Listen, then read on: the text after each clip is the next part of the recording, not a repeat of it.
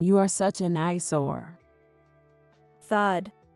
As my consciousness fades, I'm pushed by my mother, landing on my backside on the cold storage room floor. My mother looks down at me, unable to stand, and snorts in derision. It's a child's duty to honor their parents, right? Stay put in this cold storage. Oh, don't worry. I'll let you out after Robert's funeral. Today is the funeral of my beloved father. I had decided to attend no matter what. I never imagined it would come to this. Even if I scream, the towel stuffed in my mouth makes it pointless. Sweating profusely, I desperately move my bound hands and feet, but I can only wriggle like a worm. Seeing me struggle seems to amuse my mother, who approaches me, laughing out loud. She crouches down in front of me and shakes a familiar-looking supplement bottle. You're such a fool, aren't you? You drank it without even noticing I swapped the contents. I can't believe anyone would do something like this. Moof. My mother's finger pokes my forehead. Her flashy nails are completely inappropriate for a funeral. Even as I glare at her in anger, she doesn't seem to care at all. I'm going to say I was the one taking care of Robert. I can't have you saying anything weird. This way, I'll get all the relatives stressed and the inheritance. My mother laughs loudly as she leaves the storage room. I have no choice but to cry helplessly. On the cold, hard concrete, I drift into a sleep as deep as mud. It all started with a phone call. What? Dad had a stroke. I hurriedly finished up work and headed to the hospital. Even in the taxi on the way there, my heart was pounding faster than ever before. I had the driver drop me off right at the entrance and rushed into the hospital. The treatment seemed to be over, and my father was lying in bed, connected to many tubes. Although he survived, he was left with disabilities. He could manage basic conversations, but communication was difficult. He also couldn't do much on his own anymore. So, I started going back and forth between my house and my parents' home to take care of him. Fortunately, the house had been made wheelchair accessible for my late grandmother, so it was convenient for caregiving. I had also been divorced for a few years and was living alone.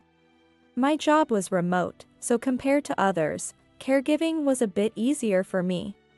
Balancing work and caregiving wasn't easy, but I could manage for the sake of my beloved father. However, there was one problem. Nancy, I'm going out, so take care of things. What? Wait. Where are you going? Doesn't matter where. See ya. My mother left the house, reeking of perfume. The problem was my mother. She loved flashy things and had been promiscuous with men since she was young. Apparently, my father got caught up with her too. Their relationship was always strained, but they got married because she got pregnant with me. When my father told me this, it troubled me, but he showered me with enough love to make up for it. However, my mother was different.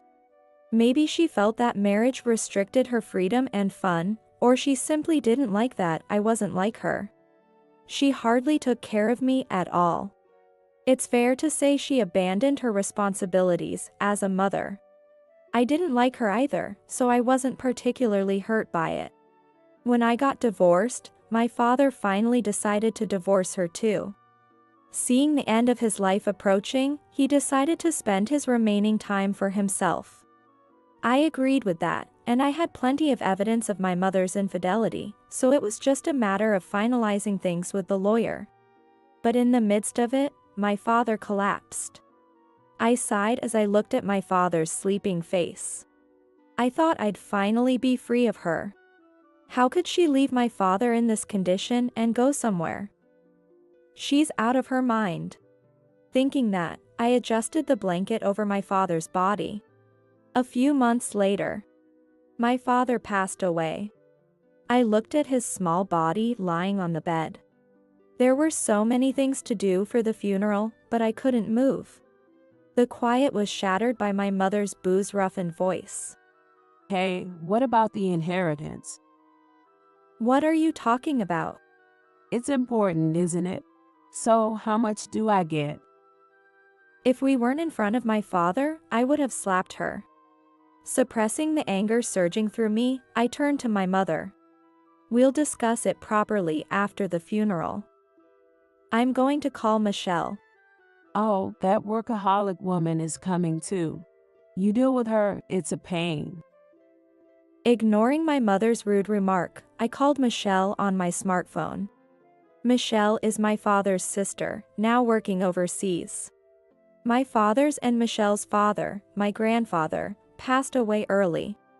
My grandmother worked herself to the bone every day in his place. So Michelle took care of my father most of the time. Michelle was an excellent student, but after graduating high school, she went to work immediately to earn money for my father's education. Nancy, it's been a while. Is something wrong? As always, Michelle greeted me cheerfully, and I told her about my father's death. They were really close siblings, and even over the phone, I could feel her disappointment. Got it. I'll be there by tomorrow morning. I'll pick you up at the airport. Don't worry. I'll have my daughter's husband pick me up. You need to rest, Nancy. But You're the one who'll be leading the funeral, right? If you don't rest when you can, you'll collapse next. Michelle's words made me realize. Indeed, I couldn't let my mother lead the funeral. And if I collapsed now, who would see my father off? I thanked Michelle and hung up, then went back to my mother. She was watching TV, bored, fiddling with her hair. I'll be leading the funeral. What? That's all. I'm taking a shower first since I've got to get up early tomorrow. Without waiting for my mother's response, I left the room. I quickly took a shower and, while reviewing the plans for tomorrow, eating a microwavable meal I had stored. In the kitchen, there were dishes prepared for my father and recipes for his special diet. Thinking I wouldn't need these anymore made my chest tighten. But I reminded myself I didn't have time to be sentimental and hurriedly finished my meal. Knowing this alone wouldn't give me balanced nutrition, I took some vitamin supplements from the kitchen and went to sleep. Og. When I woke up, there was a kerosene container in front of me. Why is something like this in the bedroom? I tried to get up but found I couldn't move. I wanted to call out, but something like a towel was stuffed in my mouth, preventing me from making any sound. As I moved my eyes, trying to understand my situation, I heard footsteps in the distance. I tensed up, listening to the sound, and the door suddenly opened. Oh dear, you're already awake. It's cold in the storage room, isn't it? Hearing those words, I finally realized I was in the storage room. My mother, wearing a brand new black dress, walked toward me with her heels clicking. You're such an eyesore. It's a child's duty to honor their parents, right? Stay put in this cold storage. Oh, don't worry. I'll let you out after Robert's funeral. She looked down at me, seemingly amused. Even if I screamed, the towel in my mouth made it pointless. Sweating all over, I desperately tried to move my bound hands and feet, but could only wriggle like a worm. Seeing my struggles seemed to amuse her even more as she laughed and approached me. She crouched down and shook a familiar-looking vitamin supplement bottle in front of me. It was the supplement I regularly took. You're such a fool, aren't you? You drank it without even noticing I swapped the contents. Her unbelievable words made my blood run cold. I can't believe anyone would do something like this. Moof. The contents are the medicine Robert used. It has strong sedative effects, so you'll sleep soundly. She poked my forehead with her finger. Her flashy nails were completely inappropriate for a funeral. Even as I glared at her in anger, she didn't seem to care at all. I'm going to say I was the one taking care of Robert. I can't have you saying anything weird. This way, I'll get all the relatives' trust and the inheritance. Laughing loudly, my mother left the storage room. I had no choice but to cry helplessly. On the cold, hard concrete, I drifted into a sleep as deep as mud. Nancy, Nancy, can you hear me? Someone was shaking my shoulder, and I opened my eyes. There was a man with a relieved expression I didn't recognize. With his large hand, he removed the towel from my mouth. "Who are you?" I'm Michelle's daughter's husband. Nice to meet you. You're safe now. I'm saved. Tears welled up again at that thought. He silently handed me a handkerchief. Seeing the prayer beads on his hand, I remembered something important. Oh no. My father's funeral. The service hasn't started yet. They're waiting for you. Let's go.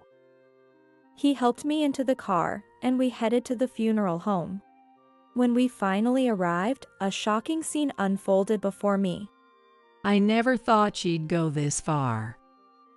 Michelle stood tall, looking down at my mother, who was sitting in Siza. For some reason, my mother was completely drenched. She was trembling, her face pale, looking down. Noticing my arrival, Michelle rushed over to me. She hugged me and gently rubbed my back. You must have been scared. I'm sorry for being late. No. But what happened here?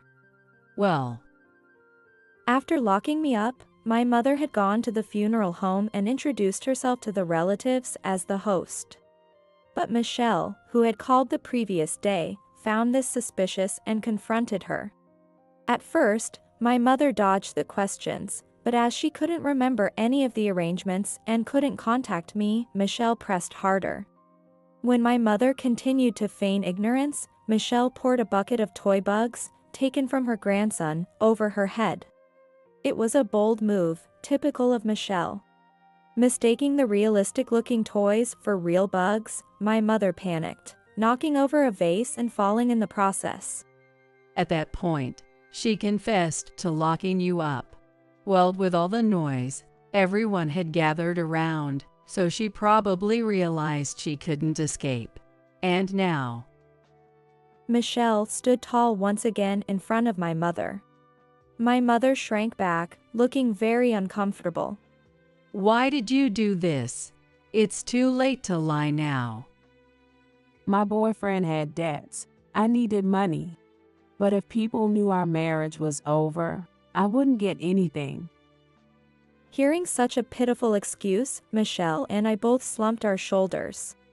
Soon, the sound of police sirens could be heard. Later, Nancy, why don't you take a break? I have some delicious cookies. really? Maybe I will take a break. I was living with Michelle. I sold my parents' house and rented a place near Michelle's daughter's family. Seeing how exhausted I was, Michelle had offered to stay in the States for a while. I thought it might be a burden, but after everything that happened, I was extremely grateful for her support. After that, I underwent a medical examination at the hospital. I was relieved to find there were no abnormalities, but soon after, I had to go through questioning at the police station. There, I recounted everything that had happened. The rope marks on my body and the footage from the security cameras my father had installed in the house served as evidence, leading to my mother's arrest. Apparently, she had enlisted the help of her lover when she locked me up, and that was also clearly captured on camera. I couldn't believe she brought her lover into the house we lived in, but she was someone who didn't understand common decency. To top it off, her lover was also married. Though we couldn't claim damages, we sent a certified letter to his wife. I'm sure they will end up divorcing too. As Michelle was preparing coffee, I brought up a concern. Hey, are you really sure about covering my living expenses? I got all of Dad's inheritance, so at least let me. How many times have we talked about this? It's fine. Use it for yourself. Thank you. Michelle smiled warmly. Despite everything that happened, her brightness helped me regain my spirits. As I savored the cookies she had made, memories from the funeral came back to me. By the way, why did you take your grandson's toy? It practically saved us, but... Oh, he loves bugs. And without that toy, he causes a ruckus. But he was chasing other kids around with it, so I had to take it away. That's so like you, Michelle. Your grandson must be no match for you. Exactly. I plan to stay healthy until he becomes an adult. How old is he now? He's 4, but he'll turn 5 next month. Then I need to get him a birthday present. Our little hero who unexpectedly saved us. As I sipped the coffee Michelle had made, I thought about getting him a thick insect encyclopedia.